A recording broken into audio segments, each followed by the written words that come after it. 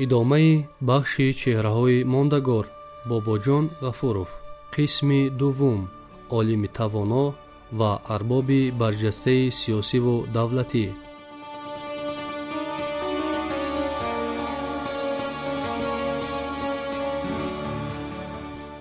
هدایت مردم به شناخت اصالت تاریخی و ملی بیشک سمت مهمترین سیاست فرهنگی دولت ماست که آن توسط تجلیل جشنها و بزرگداشت شخصیت‌های برجسته تاریخی و ادبی و علمی و مذهبی اینچنین برگزاری جشن شهرهای تاریخی عملی کرده می شود.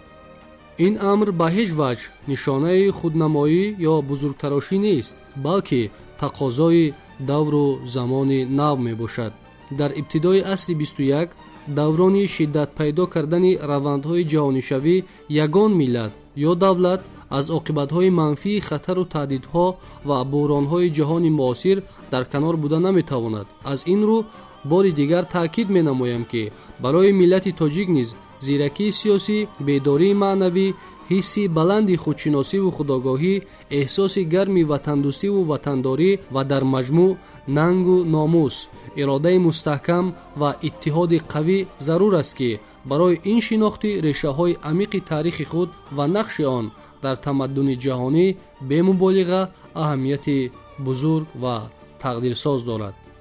زیرا در صورتی که هر یک فرد با ننگ و ناموس از تاریخ و فرهنگ کهن بنیاد و غناوتمند ملت خود آگاه است و از این میراث گذشتگان خود اینچنین از دولت و دولتداری مستقلانه خلق خیش افتخار می نماید، قادر است که با ارزش‌گذاری به ارزش‌های عمومی بشری وطنش را صدقاً دوست دارد و به خاطر آبادی و ترقیات آن کوشش و تلاش نماید.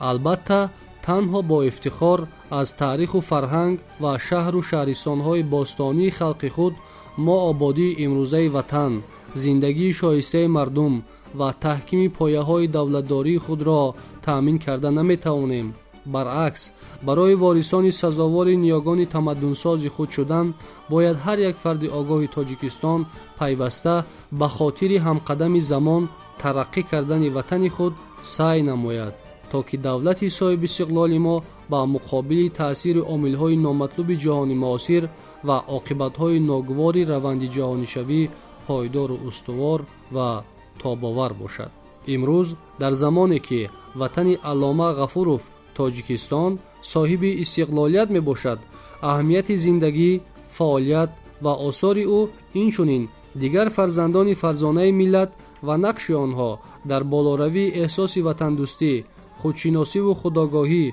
و افتخار ملی مردم تاجیکستان و پیش از همه جوانان با ننگ و ناموس وطن ده چند می افزاید.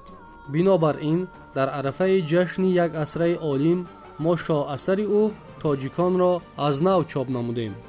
علامه غفورov غیر از تاجیکان یک سلسله دیگر آثار مشهور علمی نیز دارد. در مجموع به قلم این دانشمند بزرگ زیاده از 400 رساله و مقاله های علمی تعلق دارند که آنها به تحقیق تاریخ و تمدن خلق‌های آریایی نژاد و مقام فرهنگ قدیم خلق‌های آسیای مرکزی در تمدن جهان بخشیده شدند.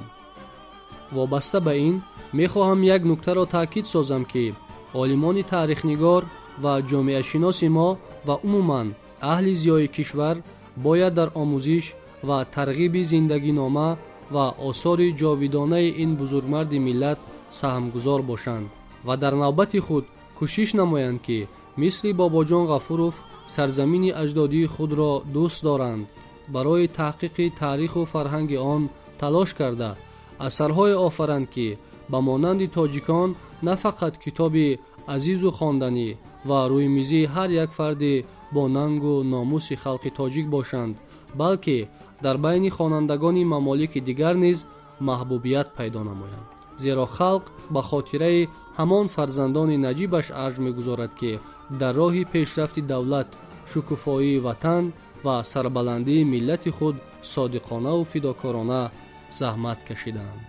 استاد باباجان غفورov در ردیف بزرگترین فرزندان وطن ما قرار دارد. نقش پرنوری که او در وطن عزیزش از خود باقی گذاشته است، امروز در موجودیت اکادمی علمها اولین دانشگاه دولتی تاجیکستان و ده‌ها مؤسسه‌های علمی و فرهنگی تجسم خود را یافته است. وادی زرخیز وخش که او برای آبادی آن خدمت بی‌بها کرده است، یادگاری پرارزش و جاودانی است.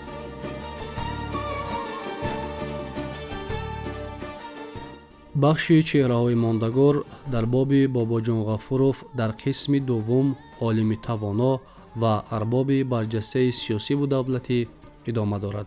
شما را در نشرهای دیگر به ادامه روزگار، آثار و کارنامه باباجان غفوروف تحت عنوان عالم توانا و ارباب برجسته سیاسی و دولتی شناس خواهیم کرد.